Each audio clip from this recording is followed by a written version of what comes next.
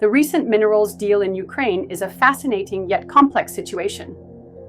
On one hand, it promises economic stability and a boost to the local industry, but on the other, it raises questions about its effectiveness in securing lasting peace.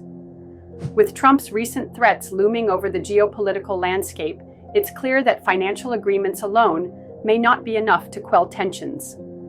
The reality is, minerals like lithium and rare earth elements are crucial for technology and defense, making them valuable assets in this high-stakes game.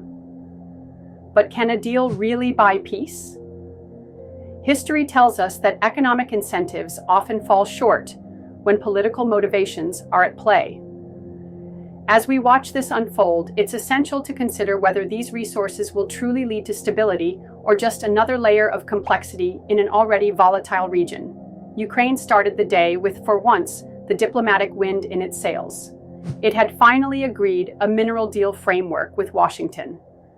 An agreement that would see the U.S. invest in Ukraine's recovery in return for a share of the country's future profits from its natural resources, energy infrastructure, and its oil and gas. There had also been a first round of peace talks between American, European, and Ukrainian officials in Paris, which had been hailed as positive. That was until both U.S. President Donald Trump and his Secretary of State Marco Rubio threatened to pull out of brokering a ceasefire until progress appeared quickly. It had been hoped by Ukraine that America's growing impatience with Russia would translate into further sanctions for Moscow. Instead, the threat of the U.S. washing its hands of the ongoing peace efforts suits the Kremlin more than Kyiv. The consensus is that the collective weight of Ukraine and its European allies would still be insufficient to counter Russian aggression in the long term. Despite continuing in its quest to conquer and occupy as much of Ukraine as possible, Moscow claims it is still striving for peace. What it has done is launch some of the deadliest missile strikes on civilians in recent days. In Kharkiv in the northeast, more than 100 people were injured and one person was killed after 3 struck a residential part of the city.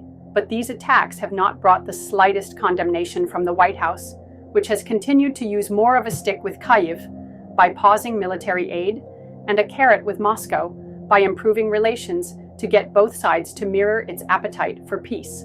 Kyiv agreed to a full ceasefire after the U.S. paused its military aid and intelligence sharing. Moscow has not bent from its continued maximalist demands of more Ukrainian territory and the toppling of President Volodymyr Zelensky. It's hard to see how this threat will bring a breakthrough.